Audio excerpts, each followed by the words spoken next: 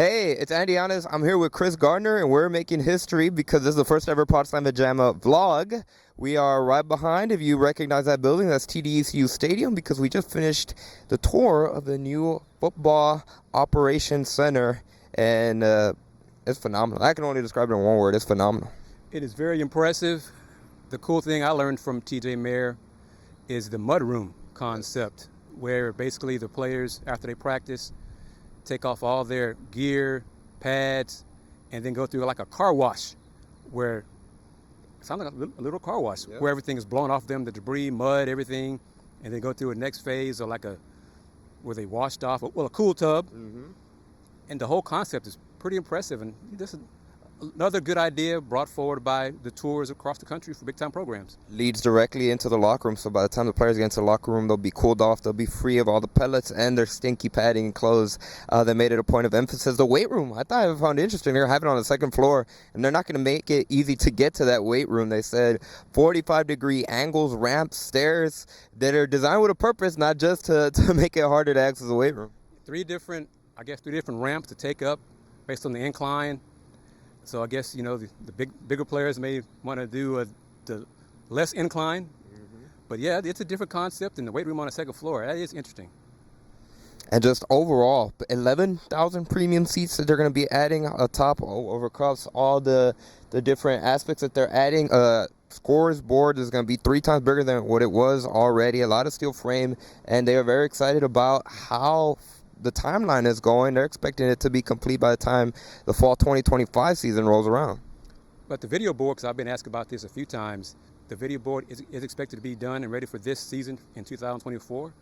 Some high-tech things be done by July 4th, and then other things by August 1st, hopefully. So that's a good sign, but everything sounds great. The plans look great. I'm looking forward to it as a proud Cougar alum, and the Willie Fritz era get off started on the right foot. Yep. Once again, this has been Yanez. This is Kris Gardner. Where can people find you, Kris? Houston Roundbar Review on all the social media platforms, Instagram, TikTok, YouTube, Threads, Spoutable, all those great things. And let's rate Cougs. Looking forward to a good season, especially starting in Vegas, right, Andy? Yes, sir. We'll be there July 9th when Big 12 Media Day starts. Let's get out of this Houston heat. My hair is frizzy. We are hopefully Calvin Sampson doesn't come around anywhere here and starts roasting me on my hair, but it's excitement. There's a lot of excitement with the new football ops building. Hope you enjoy the video. Can I steal Day on Sunday real quick? Go Cougs.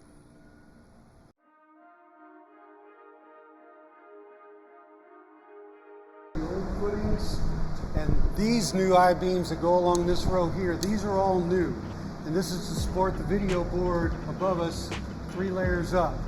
And we were able to take advantage of the old foundations of the pre-existing video board that allowed us to more efficiently anchor it in. It was a major undertaking to enlarge the video board the way that we did. It was a full-on effort to get that done. But as you can tell, if you hadn't known, this is a lot more closed in than it was before, and it's given us some different ideas of what we can do down here because of the project. So we continue.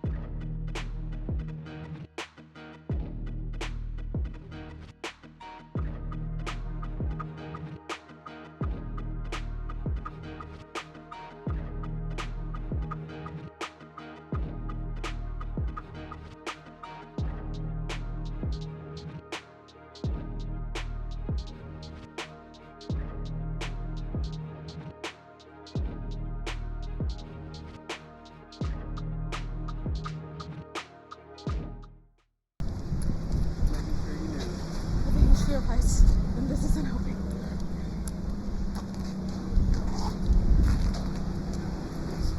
Welcome Kris, welcome. I'm vlogging today. How are you? I'm doing great. I really am. Hot day? Let's get in there. Getting there. This is the first ever Pod Slamma Jamma vlog. You can see the skyline over there. We're taking a tour. No, it's not live. It's pretty nice. Brian from GoCougs.com. Welcome to the first ever Pod Slamma Jamma vlog, sir. There's a train. Yes, we're vlogging. What do you think about that? Where are you blogging? Vlogging. Pod Slamma Jamma. You have a website? We got a channel.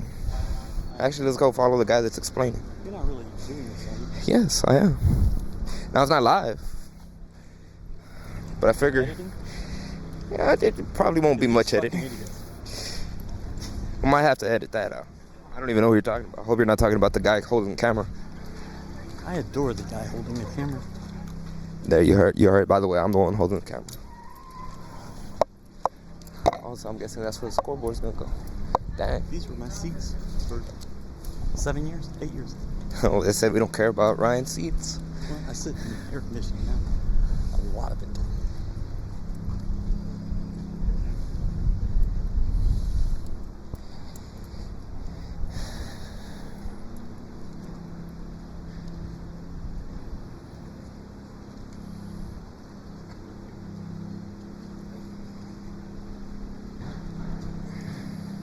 All right, so top level of the building, as you can tell, we got 3 layers here, concourse, a layer below this, and this is our top layer here. We're standing in what will be known as Queenie O'Rourke's Party Pavilion. It's part of the naming right for this space. About 9,000 square feet with an occupancy, I think about 352. And this is going to be a unique experience. We're going to install a shade structure to cover most of this area for midday kickoffs, which can be a little challenging for us, but feel really good about the opportunities for a premium experience. Just really a great chance to take advantage of a great aspect toward the field, being able to see it at this elevation in this proximity. And behind you is one of the more visual features of the overall project. This is going to be our video board.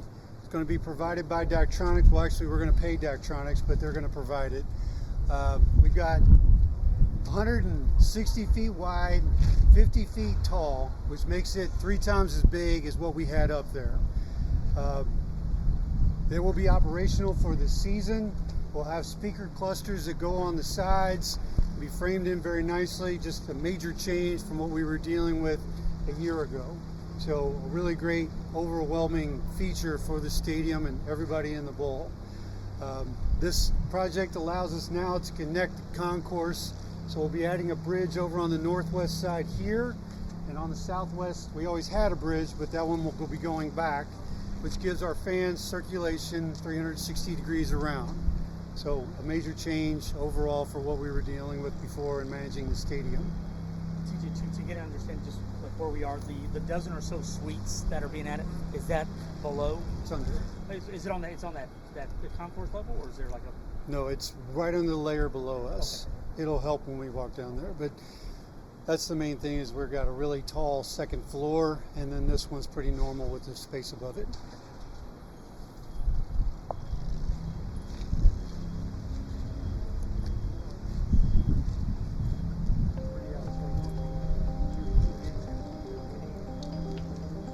So they're gonna build a bridge. Yeah, I'm gonna do that. Yes, sir.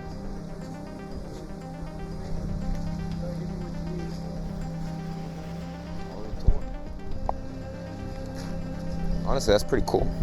They're gonna have finally a full lap on the upper deck.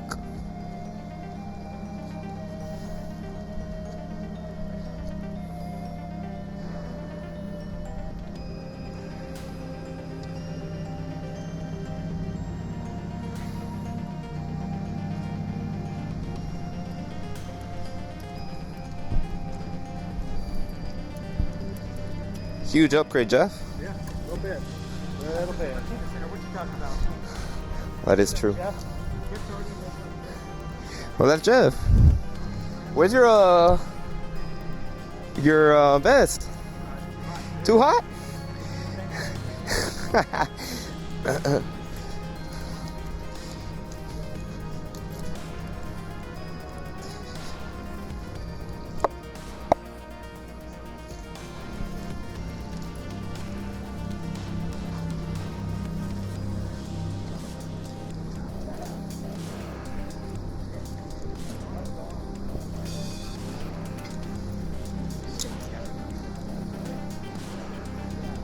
they'll redo this bridge.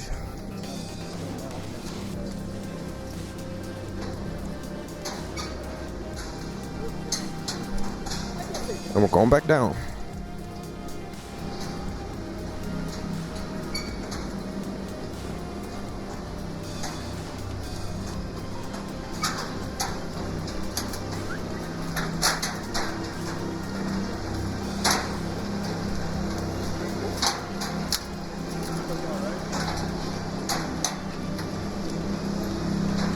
So I'm guessing this will be that second level where they do the suites, the new suites that they're going to add in.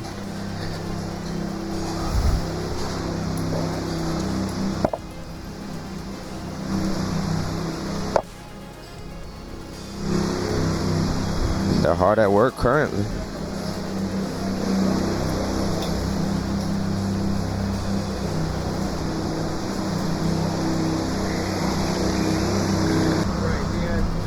Seats up in this That was layer. just like a small. Yeah, it was like 3.5 sections maybe. So it wasn't a high density of folks. So we netted out about what we lost and what we gained back in premium. I remember when y'all did the original press conference when you were building it. One of the first questions that Mac was, well, when is the ability to, go from 40 to 60 expanded? Mac was like, let's hold up. That was 10 years ago. So it started like 10 years old. All right. All right, everybody. Right now we're on the club level, which, as you can see, kind of reaches out into the stadium where we used to have our bleacher seats. We have 2 rows of outdoor suite chairs, much like we do over there. And the layer down below this is where the club section is. We have 14 suites being built on this level. And down there we have 475 club seats that all have access back into this club. The original club for TDECU was about 12,000 square feet. This one's going to be about 11,700. So we ended up putting in a pretty good sized club here to make a true premium experience. Now, the second level back beyond the club is really where the football operations part of this program is. So we have all the coaches' offices, all the administrative space, academics, team meeting rooms, and most substantially is the sports performance area. It's actually on this level. So being up here, which was early on something we didn't think we wanted to do, it made everything work wonderfully, and we've seen it work in other places. So it gave us kind of the courage to go ahead and do it. And we've been able to take advantage of that in other ways that I'll be able to show you on the first floor. So all that stuff behind us is where the football operations part of the building is. And if you look right behind you to see those steps coming down from the third level, that is where the team auditorium is. It actually stretches up over 2 levels to accommodate having all the team together at one time. So this level, there'll be like, it doesn't break out, but this is like one big area like the Cougar Club, like an open space, so to speak. Right now we're in a suite. Where I'm standing right here, we're in a suite. If you go back beyond that column line, that's what it is.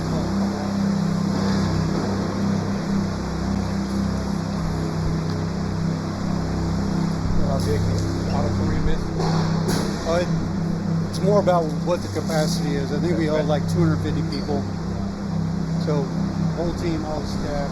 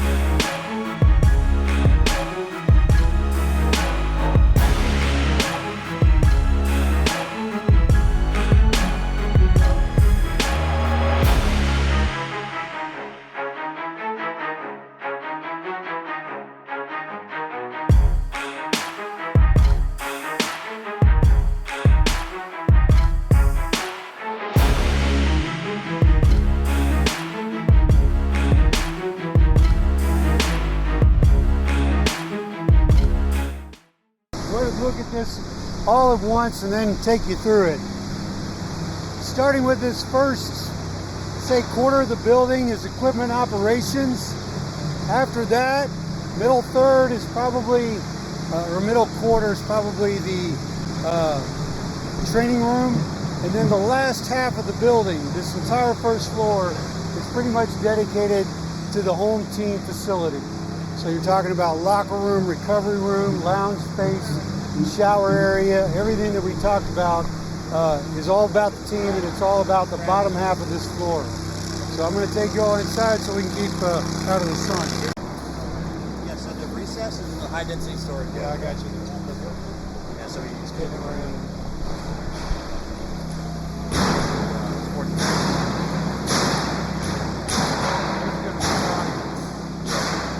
All right, people.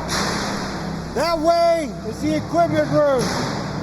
That way, on that large recess, is sports medicine.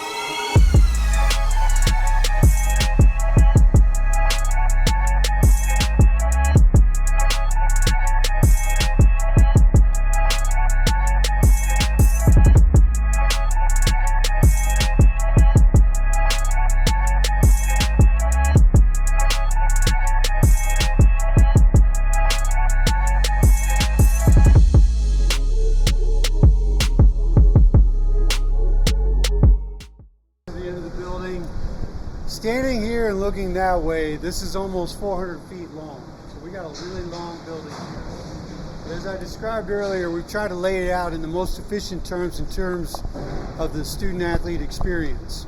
So where we're standing in right now is effectively the mud room. It's about 1,800 square feet dedicated. When a student-athlete walks in here with all their gear on, they basically shed everything hot and sweaty that needs to go through the washing machine or be dried.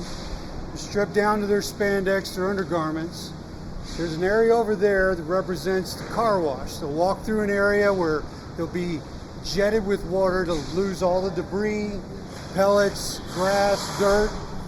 Once they clear that large hole in the ground over there is actually a degrading trench that goes down to about 4 feet of water, comes out the other side, where it's going to be around 45, 50 degrees. Compression and coolness to aid in the opportunity of recovery. And it's not a sprint to see how fast they can get through there.